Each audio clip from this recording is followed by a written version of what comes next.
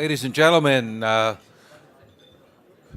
we are about to experience a very important panel in the days and in the conference's event. We've heard so much about the potential for mining and energy and the possibilities of Afghanistan becoming a world player in these industries. But I think we all know it's not coming easy. It will not come easy, and we will have to work at many ancillary capacities for the country to achieve its potential in minerals and energy development. Things like transportation capacity. We heard about the 400-mile rail link between Tajikistan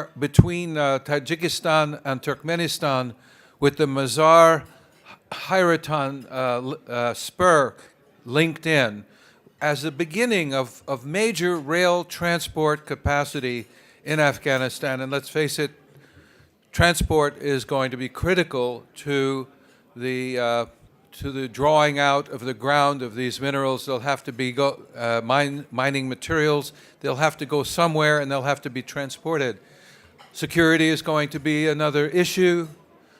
And overall, the capacity of Afghan citizens to be capable of working with the mining and extractive industry is going to be important. So education will be a part. Training and technical training will be a part. So we're delighted to have, as our panel moderator today, someone who has been active since 9/11 with Afghanistan and who has partnered with the current president of Afghanistan, Dr.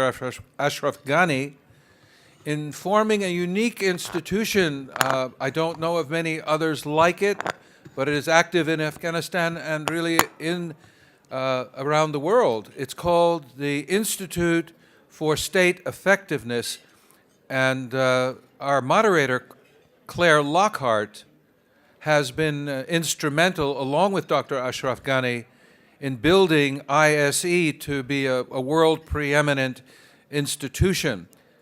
Our moderator, Claire Lockhart, has also worked with President Ghani in authoring the book Fixing Failed States. And many of her ideas have been, well before the election of Ashraf Ghani as president, many of her ideas have been integrated into the attempts and processes to improve governance in Afghanistan. Claire Lockhart has also become, on the economic front, expert in energy, the energy potential for Afghanistan and developing those resources. So without further ado, Claire, who has a meeting at the White House at 2:30 and has graciously accepted our offer to moderate this panel. Claire, the microphone is yours. Thank you very much. A pleasure to be here. As Don Ritter has just said, and as all of you will be familiar, the extractive industries have truly immense potential for Afghanistan, not only for a revenue basis for the country, for the job potential that it can bring, but for the set of interests that can cement a positive interaction between Afghanistan and its neighbors. And I've heard many strategists in this country and around the world say that if this sector can emerge in the right way, this more than anything else can provide the light at the end of the tunnel and the bridge to real and enduring stability and prosperity for the country. But at the same time, as all of you will know, the real challenges in this sector, and as we look around the world, there are many countries that have got the sector right. And this ranges from Norway and Australia and Canada to Chile and Colombia and Peru, who've used the extractive resources of the country as a basis for their prosperity. But there are also countries that get it wrong. And now really seems to be the time to learn from those lessons, and it's still absolutely possible for this for this sector to be the bridge to prosperity. And key to this seems to be to get the right balance in the rule sets so that there is fair value to companies and investors on the one hand, to the Afghan citizens at the center of the Pact of Value, and to the government. And again, around the world, we see the industry as a whole realize that working together and really pooling their knowledge to solve the problems and constraints, whether that's investing in human capital so that it's Afghans working in every sector of the economy, to getting the right to solving the transportation constraints, and to getting the right kind of contracting mechanisms in place that provide the key to this. And to talk about these issues and the challenges and opportunities ahead, we have a really fantastic panel, starting with Sophia Swire, who's founder and CEO of Future Brilliance, and also the founder and president of Ayenda Jewelry. So, Sophie, over to you. Ladies and gentlemen, fellow Afghanophiles, thank you so much for inviting me here to speak to you today about Afghan gemstone resources. I've spoken in the past about Afghanistan's extraordinary rich variety of tourmalines, emeralds, rubies, the billion-dollar treasure that lies largely untapped in the country. So I'm not going to focus so much on the resources today, so much as value addition. I'm going to be speaking a lot about the future in the next 8 minutes. Future Brilliance, the non-profit we set up a couple of years ago to help the Afghan people unlock their natural inherent brilliance through skills and enterprise development, and also our shared for-profit business, Ayenda, which, as most of you in the audience will know, means future in Dari. We'll show a short film on the work of Future Brilliance and the birth of Ayenda Jewelry, and I'll finish with an invitation to all of you to come next door and see the beautiful jewelry that we have on display. First, I'd like to acknowledge the contribution that so many of you have made here today to devoting years to stabilizing Afghanistan through your investment of time and resources in the Afghan private sector. In particular, I'd like to recognize my fellow panelists, the wonderful Claire Lockhart, Yanni Koskina, Saeed Mirzad, and my other fellow panelists who've been very engaged in developing the mineral sector, and also to the Afghan-American Chamber of Commerce, DFID, USAID, and the Task Force for Business and Stability Operations. I'd like to say a special thank you to Lee Sanderson of TFBSO for helping us launch Future Brilliance and this groundbreaking social enterprise, Ayenda. Stability in Afghanistan lies in large part in all of our long-term commitment to build local companies, to train Afghans in the skills necessary to build those companies, to help Afghanistan develop products that can compete on design, price, and quality with the world's finest, and to help them build international markets. I'm going to focus on Ayenda Jewelry and its innovative business model, which, with your support and help, could utterly transform the fortunes of Afghan artisans, not only in Kabul, but also in the provinces, providing a sustainable source of income and training for Afghan artisans, especially women. It all started in January last year, when Future Brilliance took 36 Afghan jewelers to Jaipur to enhance their skills and also to teach them how to find inspiration for their jewelry in the world around them. We're now going to watch the film. It's just 2 minutes. Afghanistan, the crossroads of civilizations. With a unique history of art that permeates Afghan craftsmanship today. Afghanistan is one of the most mineral-rich countries on earth.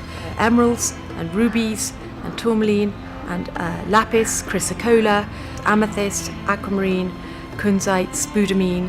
It has spinel in the north, right up on the Tajik border. So it's one of the most rich and varied countries on earth as far as gemstones are concerned. And in fact, the oldest mines in the world can be found at Khuranwa Munjan in Badakhshan. The lapis mines are the oldest known mines in the world. They're probably over 7,000 years old. Working with Future Brilliance in Jaipur, India, young Afghan artisans are trained in the most up-to-date techniques to marry tradition with modern manufacturing. What we're trying to do here is create a brand, Ayenda, that will be owned by the cooperative, that will invite guest designers in from abroad. So we have here now Paul Spurgeon, Annie Fenster-Stock and Anna Ruth Henriquez, guest designers who come in and develop lines, but the brand remains Ayenda. And the students themselves are co-creating these different lines. And it's been pretty marvelous because the students have been really enthusiastic, very talented, really wanting to learn as much as possible. I've sat down with a number of them on the designs themselves, and they have been so dedicated, so focused, so really wanting to make this happen. So what we're trying to do is give them the skills to be able to produce product on a sustainable basis, to supply the top stores in America and in Europe and in other parts of the world. If we can capture the value from the gemstone mine to the retail client, you're looking at margins of several 100%, I mean at least 300, 400%, as opposed to the 20% margin they're relying on at the moment. ما 15 سال از سابقه کاری دارم. سابقه در خانه خود ما کار میکنیم. ولی یک کمپانی داریم. و آرزوی من این است که بعد از اینکه من از اینجا برم دوباره به وطنم پس امی چیزی را که من خواندم به دیگران درس بدم.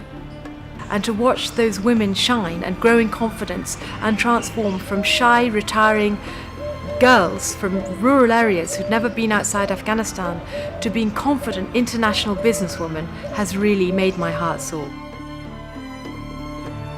From the deepest, most vibrant blues of lapis lazuli to the purest gold, Afghan-made products bear the skill and passion of countless generations.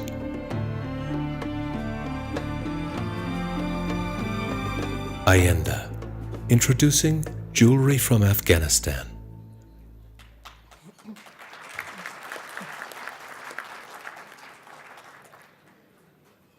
So what's special about Ayenda is that we're marrying the best of Western expertise, world-class designers, world-class leadership. We have a creative director who was formerly head of jewelry for Gucci and Tom Ford. We have a world-class executive leadership in the form of our new CEO, who was previously with Cartier and Chopin and Maupassant.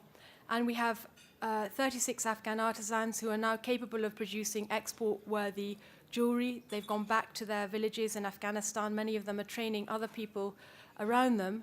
But what is strikingly unique about our business model is that we're planning to share the benefit, the equity in Ayenda jewelry with those Afghan artisans. So right now, we have a model where Ayenda Jewelry is registered as a US for-profit company. It's 100% owned by Future Brilliance, the charity, the non-profit.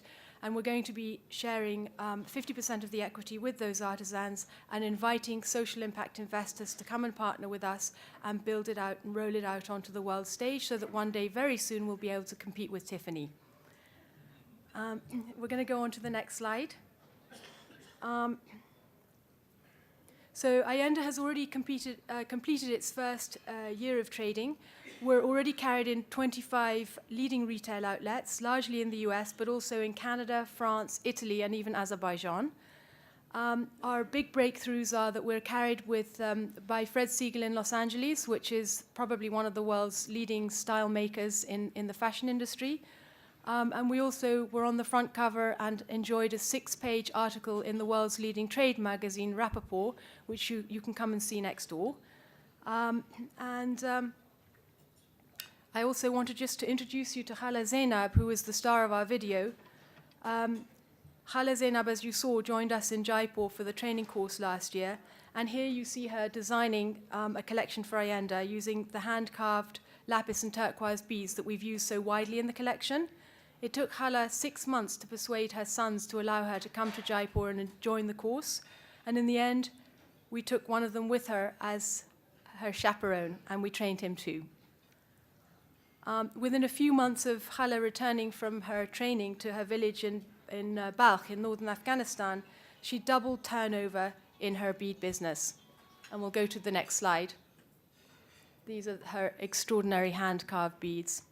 They've been producing these beads for 3,000 years in Afghanistan, so she's revived an ancient art and craft there as well.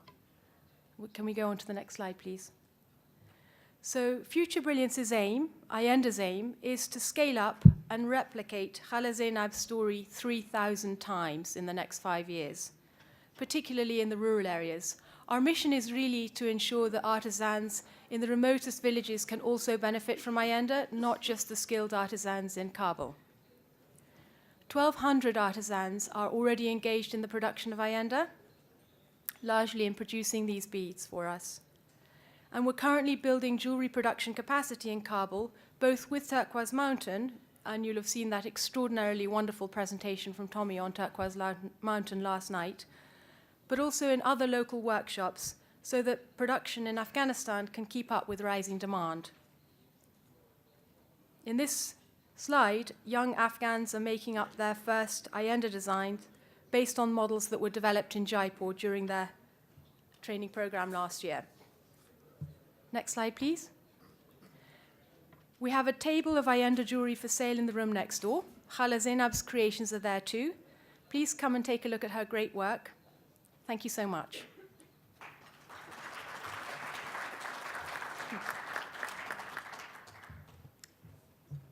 Thank you, Sophie. We're now going to hear from Dr. Said Mirzad, who is a scientist and manager with extraordinary long career across different industries, including oil, gas, and mining. Most recently, Natural Resources Advisor to the US Ambassador in Kabul, and currently the program coordinator for the US Geological Survey in Afghanistan. Dr. Mirzad. Thank you, AICC, to invite me and keeping inviting me.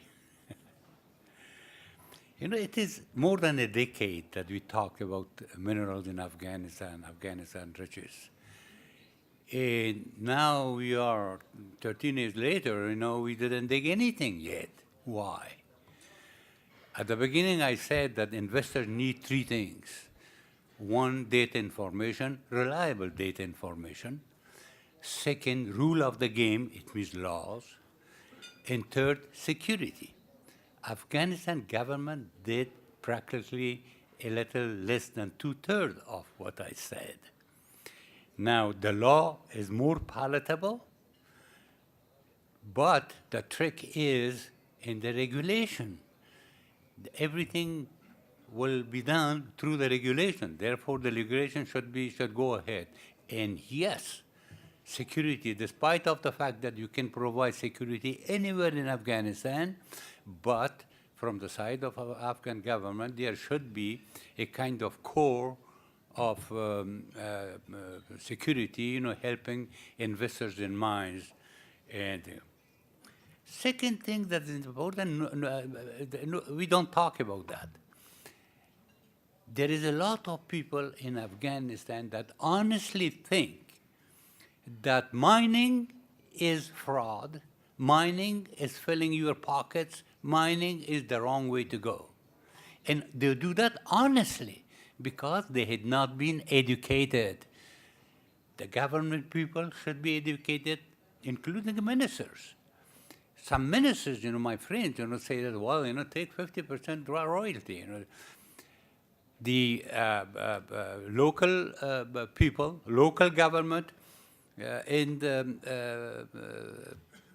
anybody else around, show them that the United States, with so much restriction, it's so hard to mine in the United States. But they do mining under those restrictions, and they make money. It means it is doable. The other thing that is important is coordination. Mining is not something alone. You go and you dig, some deposit. It's not. There's a lot of things correlating with that. For instance, where there is no water, there's no energy, there is no mining. You cannot mine where there's no water and no energy. Therefore, parallel to that effort for mining, we should coordinate and do, water resource studies and, energy. The other thing is accelerate the tendering process. The impression I have from here is that people are scared of involving themselves in mining because the law not being clearly with the regulation, like that the person that take decision, they know that they are going with the law, not against the law. So, and another thing that is important is infrastructure. You know, when you dig the mine, where you take it. Depending, you know, if it is gold, you can put it in a jeep, you know, send it outside, or keep it in the coffers. But if it is iron ore, then you have to have railway or a way of moving those things, you know, outside Afghanistan.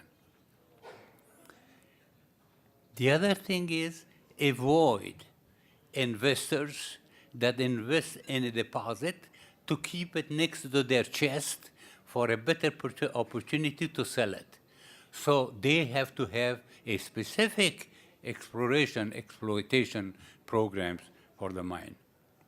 And the other thing also is important that you have to have a place where people get information about mining and minerals and geology. So a kind of mineral or mining information institute or organization. Another thing that is important is that we have to have a body, a selfless body that will monitor this operation. The mining operation is very complicated, and you have to have people, you know, to monitor that, and unbiased and selfless people.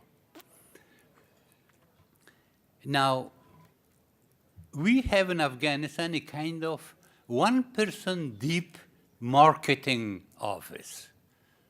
It cannot be done. You know, one person cannot be done. You have to have a good marketing system in office where people know exactly how the values of minerals move around and give this information to investors.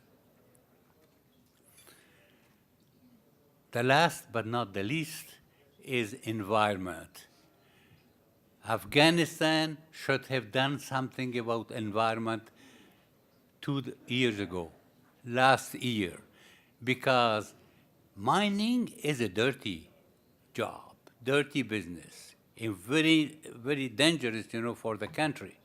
Therefore, it is important, you know, to do things to have the before and the after. Now, if you don't have the before, the companies can do that. They say, oh, that was like that from the very beginning. The last thing that I want to mention is, the other night I watched a TV show where there was an Afghan, nice young Afghans, was nearly crying, saying that I'm crying, you know, because I'm next to lose, you know, this feet of Buddha. You know, they're taking it away. But we should tell to the gentleman that you have to cry by the little guy that is lost right now because of hunger, because of no job. All the population, all the deposits that had been recovered. You know, I visited all of them. And this is how we found, you know, this area of interest. And then in every one of those, there was some old mining. In those old mining, you will have, you know, something from Buddha and something from that, and that a foot or a head or something like that. But that should not take over the interest of Afghan people. I was told that, well, this is a legacy for the world. Well, if it is the legacy of the world, let's the world take the tag, and not Afghans, you know. Therefore, we have to mitigate all of that and arrive at the conclusion to do serious work on mining. Otherwise, mining in Afghanistan will stay as an old story. And believe me that Afghanistan has the possibility of being one of the richest country in the area. You know, with the communication, with the tourism, with mining, with all of that. And last but not the least, Afghanistan is composed of valleys. If you want to put people at work, do some work at the valley level. Hajigak, fine. You know, it's a big deposit. You know, the Ainak deposit is a huge deposit, you know. But there are deposits that if you start now, you will get the first ton of copper in 1 year. You have deposited that if you dig right now, you can have gold, kilograms of gold out of it. And that put at work, all the people around in the valleys. The lady mentioned jewelry. You can have work, for jewelry and stones in Afghanistan, in the valleys, in Kunar valleys, in Panjshir valleys. I have visited all of those and worked on that. All my youth I spent on that. It means there is a lot of possibility, but what we have to do is a systematic work in intelligent decision about mining in Afghanistan. Thank you.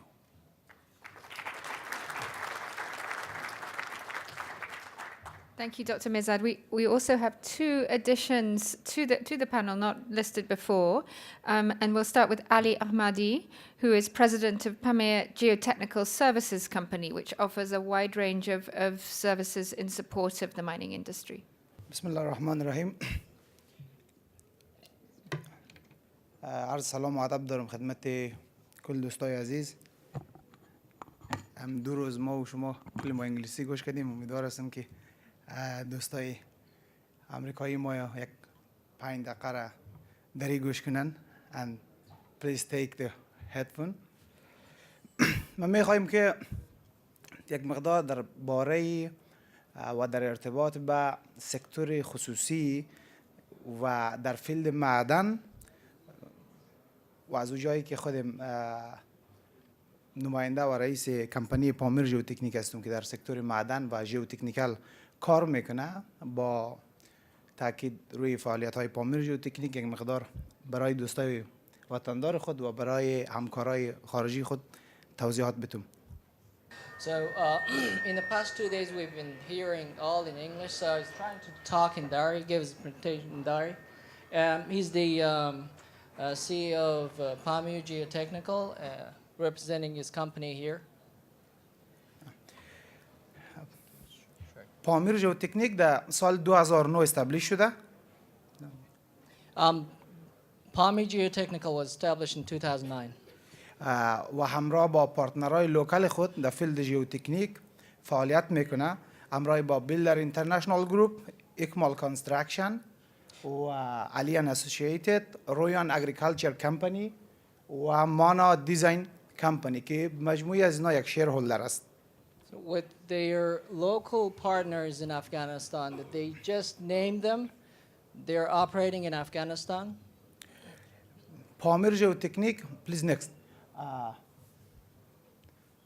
پامیر ژئوتکنیک همراه همکارای بین المللی خود زیادتر همراه یو اس آرمی کورپس، یو ان، یو اس آی دی، جی آی زد، ورلد بانک فعالیت کرده و بیشتر از 400 پروژه را از 2009 به سو انجام داده در فیلدهای ژئوتکنیک، ژئوفیزیک و هایدروژئولوژی.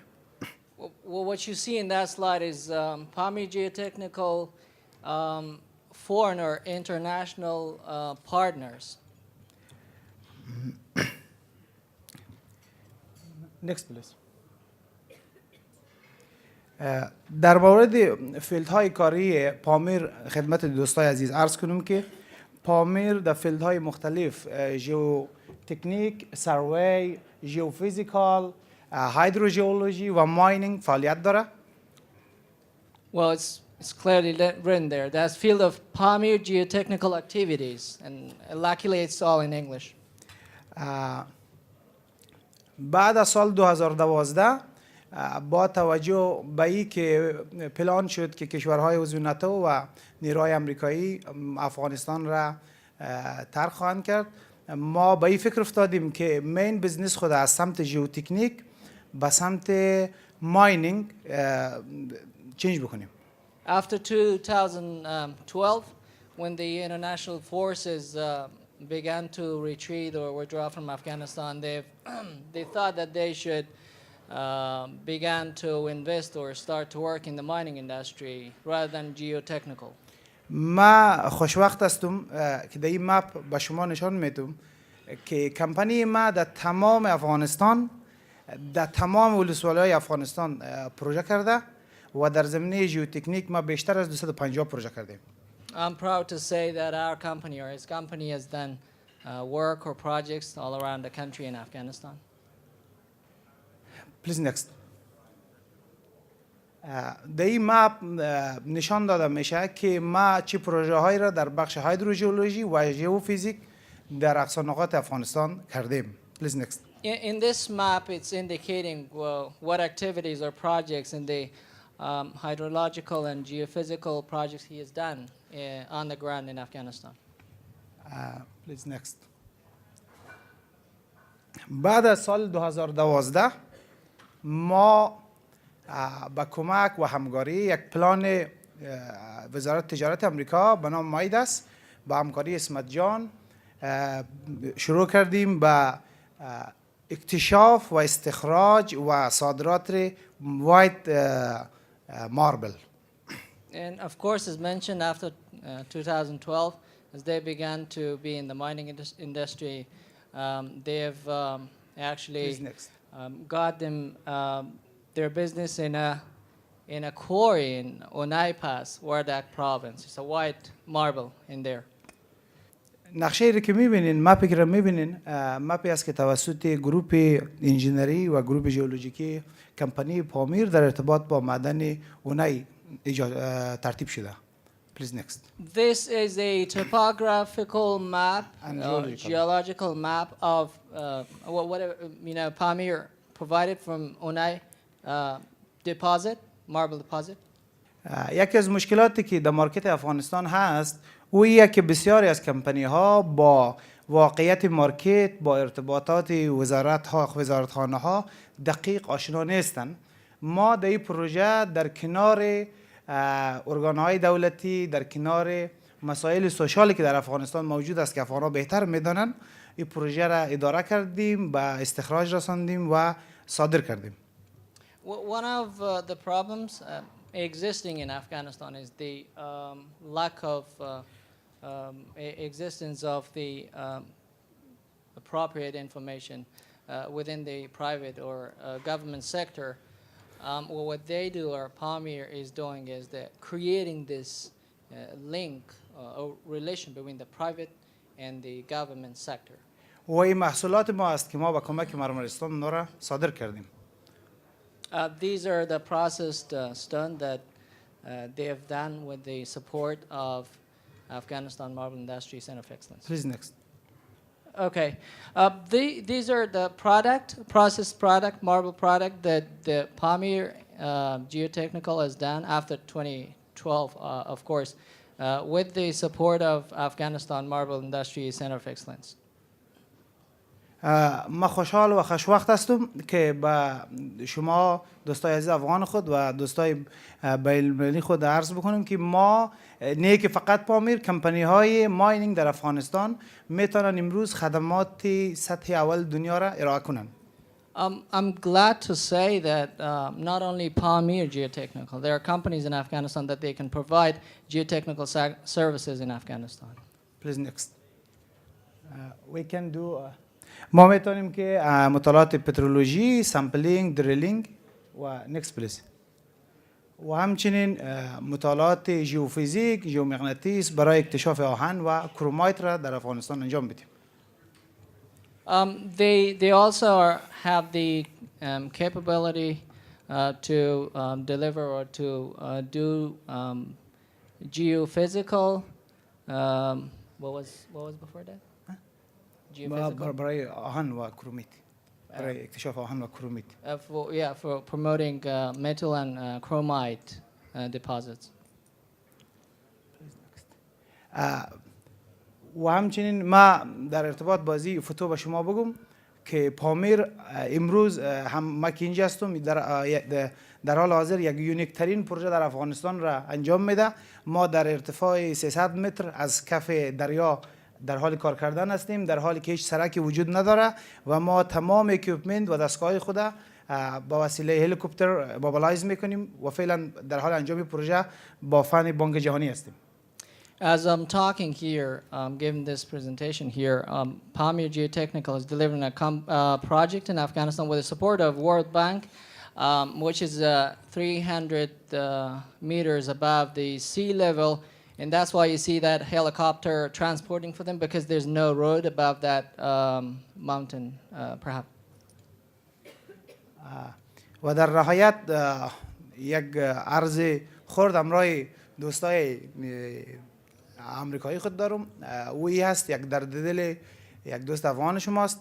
ما بیشتر از 6-7 هزار مایل راه میاییم به امریکا برای شرکت در کنفرانس، به این خاطر که ما معتقد به دوستی فی بین ملت افغانستان و ملت امریکا هستیم و تشکر میکنم به حیث یک نماینده از پرایوت از بزنس شخصی. تشکر میکنم از کمک های دولت امریکا و ما امیدوار هستم که همکاری های فی بین ما و شما برای سالهای سال به نفع هر دو ملت ادامه داشته باشه. To the American friends, thank you. Want to keep this relation going, or friendship going.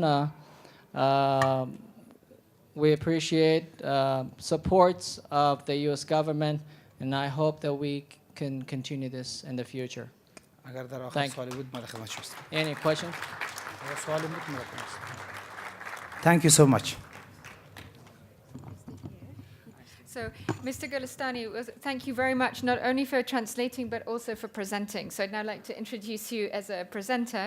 Mr. Golestani is the Chief Operations Officer for the Afghan Marble Center of Excellence, an initiative funded by the US Department of Commerce that focuses on developing human capital in the Afghan marble sector.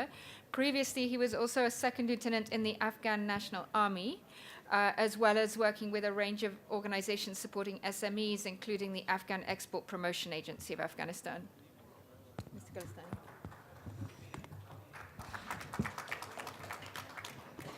Golestani. Thank you, Claire. The AACC, Don, thank you very much for inviting us and providing this opportunity for us to talk. It's such an amazing group. I really love it. You know, something very honestly, I brought business back home from this conference last year, really. So that's why I'm here again. And I was here last year with the support of the Department of Commerce, Flag International, but this year I'm representing a private business. So there's no Department of Commerce, there's no donor. I run my business, and it means that I can sustain, I survived. So that's why I love this group. It's such an amazing group, and that's why I say thank you all. Thank you, the AACC. I've got a presentation in the next 15 to 20 minutes. I'm going to talk about the past 2 years, 10 minutes, sorry. Yes, not 20 minutes. I didn't pay for that.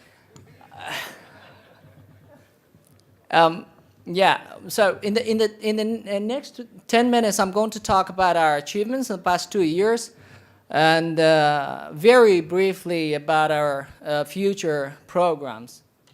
Next slide, please. Afghanistan Marble Industry Center of Excellence was a project of Flag International's, of course, under a contract with the U.S. Department of Commerce, and it began 2 years before, exactly in September 29, 2012, and it ended in September 28th of 2014. We, right after the project finished with the Department of Commerce, we registered this project under the ISA in Afghanistan, and now it's a fully 100% private entity, Afghan entity, working in Afghanistan. We retained the brand or trade brand or name of COE to support the Afghanistan marble industry. Next slide, please. In the past 2 years, like I mentioned, we've trained 273 workers in the mine marble processing, and 210 workers in the quarry business, in the mining business, actually. We also trained 90 female workers, We took different delegates to different separate trade shows and events around the world. And we had set up countless B2Bs in Afghanistan and Kabul. We did broker deals between Afghan processors or suppliers and the foreign buyers. Of course, we helped the Afghan Marble Association in Afghanistan. Next slide. The trade shows I was talking about, or the foreign, events we actually led abroad or took Afghan delegations. The first one was in a show in Izmir.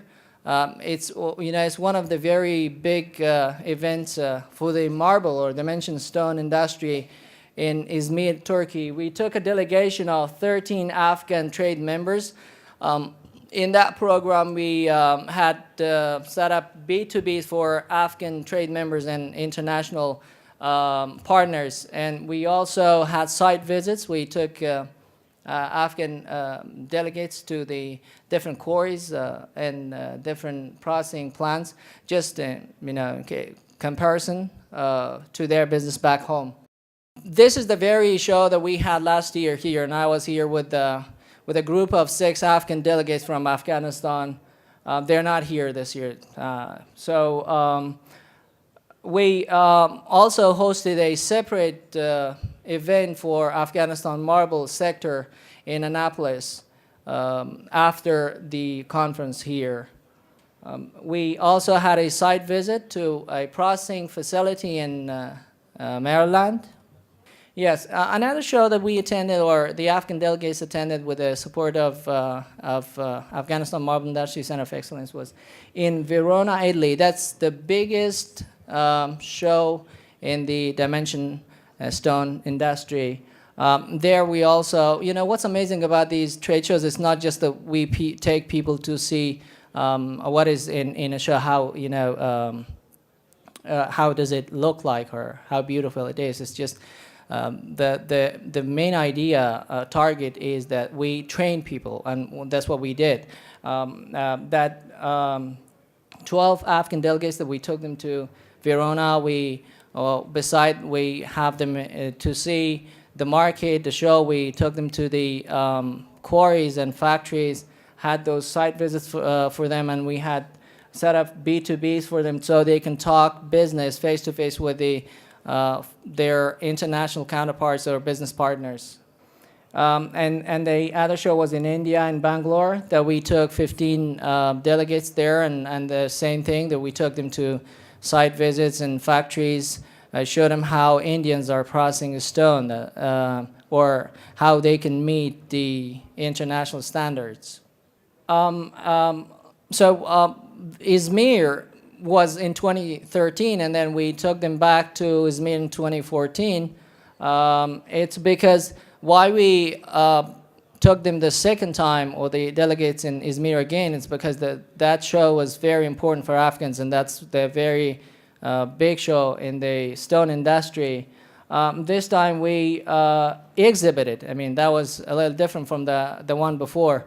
We exhibited Afghan stone. We sold Afghan stone in Turkey, and we purchased equipments and spare parts for Afghans so they can use them back home in their businesses. And Verona was very, this show was very different from the one last in 2013, just because last time the Department of Commerce was sponsoring the show, but this time it was the Afghan trade members. They paid their expenses, and that was the very target of that project, so we can train Afghans how to learn to pay their way and how to stand on their feet. And we luckily, or I can proudly say that now the Afghan trade members are doing that by themselves, and they exhibit their product in foreign exhibitions or in the international market. One very important project that we did was we were training female workers that they studied at the Kabul Art Institute and Herat University because they're such smart people and amazing skills they have. So we tried to show them how to make mosaics. People that, those women cannot work outside homes. They could just make a small business at their homes and create mosaic, and then they can sell them out in the market, in the domestic market. So that could create jobs for female members of a family. As a result of the first 2 years, factories has been, organized much better than the 2 years before. Several businesses have been, doubling the number of their employees on the ground, which is, a very positive point. The local market of processed and bulk stone is spiking, increasing. We can see that. The export of blocks overseas, that's also increasing. Next slide, please. This is one block from Chishti Sharif, Herat, which is very rare around the world. Next slide. And this is another block from Helmand province. These capabilities were not in Afghanistan before, so we could only export rocks to Europe and Gulf markets or regional market. But now we have these skills, and we learned that to nicely square the blocks and make real organized blocks and export to the international markets. That's the standards that we need to meet, and if we cannot do that, we cannot do business with international market. Next slide, please. We follow up. We want to work and help the industry in Afghanistan. We actually offer trainings because more trainings are needed in the industry in Afghanistan. We offer B2Bs, want to lead delegations to the international trade shows because we know that they are also needed, they're still needed. We are going to support the Afghan Marble Association and their affiliates, local affiliates in Afghanistan. So strengthen them so they can take the lead in the future for the dimension stone industry in Afghanistan. We still help people or offer help in mediating or brokering business between Afghans and international buyers or business partners. We also do,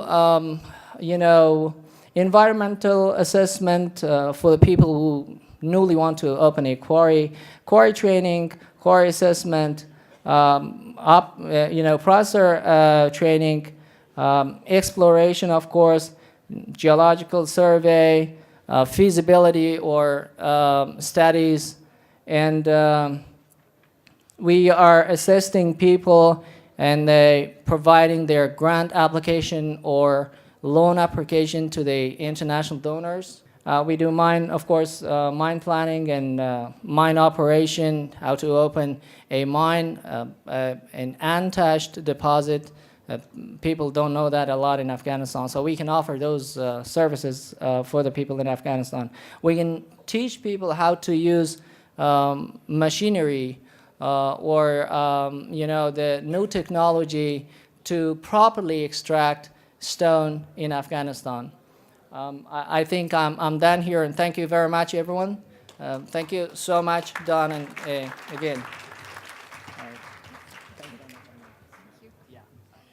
And finally, we're going to hear from Yanni Koskinas, who's a Senior Fellow at the New America Foundation, CEO for the Hoplite Group, and has a long and distinguished career in the U.S. Air Force, including service in Afghanistan. Yanni. First of all, thank you all for coming here. I spoke in the 2011 event, and that was absolutely completely different than what this is. We had many U.S. firms looking for a few Afghan partners going into what was still a surge and a splurge of development money, and now we have few committed firms from the United States, which is absolutely critical, and a lot of Afghans here, which is absolutely fantastic to see. And what that tells me is that where we're going is a place that a lot of Afghans are going to reinvest in Afghanistan. A lot of Afghans are going to spend their money in Afghanistan. And the companies that are committed from the U.S. or the West to go into Afghanistan, most of the money is going to remain in Afghanistan and not on the Potomac or on the access road to Dulles, which is what we've seen in the past. So much, much different, and in fact, I think it's a positive thing. Also, one of the things that is different than the 2011 event when I spoke is that we have a new team in Kabul, a new president and a new CEO that are immensely different than President Karzai. There was no plan how to develop the energy sector or the mining sector, as far as I'm concerned, in my time, from about 2005 to 2011. I think that 2011 there were some attempts, but to be honest with you, and I think we need to be honest with ourselves, we haven't done as well as we could have. Dr. Mirzad has mentioned that, so I'll skip some of that. But the fact of the matter is that I hate to say it because I don't want to be insulting to the agriculture or the IT sector or anything else, but mining and energy are going to fuel the self-sustainable Afghan economy. Don't take it from me. There are a lot smarter people that have put this on paper. The World Bank has been saying this for a very long time, and I think we need to take a long, hard look on how we can make this into a reality. There are $1 to $3 trillion worth of minerals in Afghanistan. There are about 23,000 megawatts worth of power that can be generated in Afghanistan. That can not only transform Afghanistan, it can transform the region. And it's incredibly important to think of it in those terms. Also, you know, Dr. Ghani in London mentioned something about a jobs program. He needs to start an immense jobs program. And quite frankly, I don't see mining as the jobs program. I see mining as the catalyst for vast work programs. For example, Afghanistan is a landlocked country, okay? To get to the sea, you're going to have to create certain enterprises that have a lot of manpower requirements. A railroad is not as expensive as everybody wants it to be, you know, when they talk about it. I mean, think about the $500 billion that we've invested in Afghanistan thus far, and has not really left us with much to look at. I know there are good stories and there are positive things out there, but in terms of some things that we can tell our grandchildren, that $500 billion doesn't have that much return on the investment as far as I'm concerned. Okay, and in fact, the EU has bailed out Greece, where I'm originally from, for over $500 billion.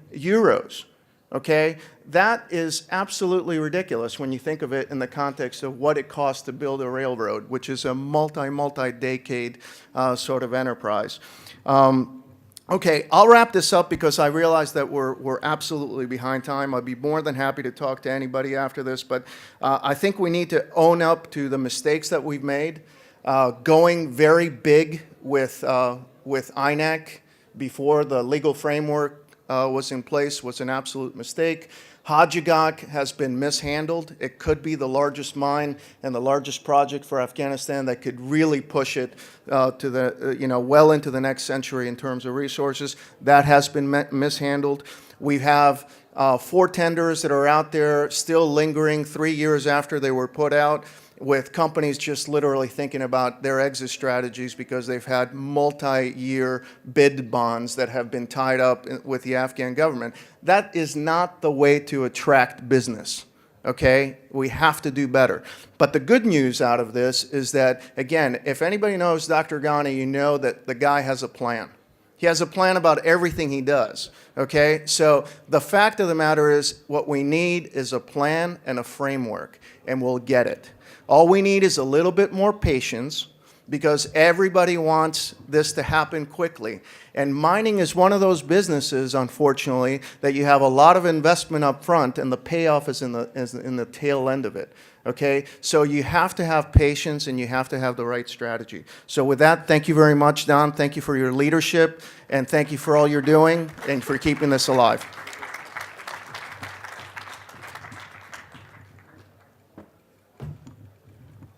I want to thank Claire and Yanni and Sophie and Saeed and Ali and Esmat for an excellent panel.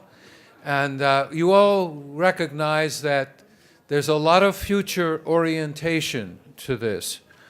But with some good governance, with some good rules and regulations to accompany the mining laws, Dr. Mirzad said, and with some perseverance in seeing to it that the industry is not corrupted, and with partnership with the United States of America and the international donor community, we will see this industry do great things. So with that, we're going to end the panel portion of the 10th anniversary U.S.-Afghanistan Business Matchmaking Conference, and we'll start on our one-on-ones with our panelists and with our speakers.